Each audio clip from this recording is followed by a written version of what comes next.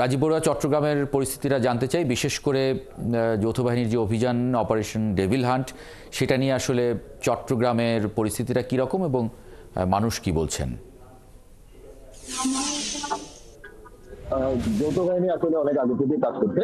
তবে গতকালকে গাজীপুরে যে ঘটনাটি হয়েছে, বৈষম্য বিরোধী যে ছাত্র তাদের উপরে যে হামলা, তার পর আজকে বিকেল থেকে যে সিদ্ধান্ত অপারেশন ডেভিল হান্ট, সেই অপারেশনটি আজকে বিকেল থেকে যে নেওয়ার কথা ছিল।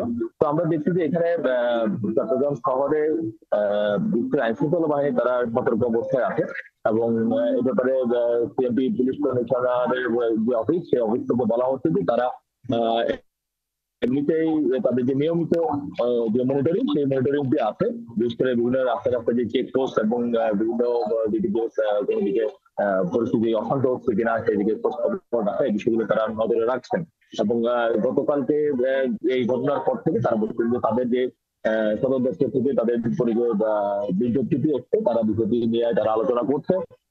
পরে হয়তো তারা এইটা নিয়ে হয়তো আগামীকাল থেকে তারা প্রেসের কাছে এটা ব্রিফ করবে যে চট্টগ্রামের বিষয়ে আসলে তারা কি ধরনের ব্যবস্থা গ্রহণ।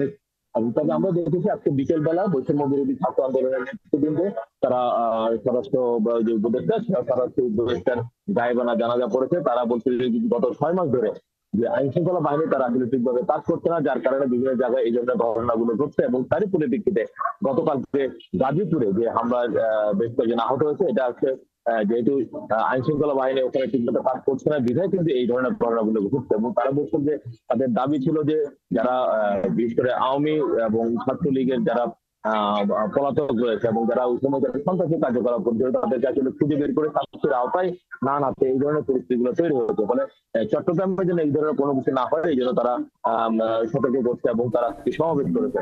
এবং এই ব্যাপারে অনেক ধন্যবাদ রাজীব বড়ুয়া যুক্ত হবার জন্য চট্টগ্রাম থেকে।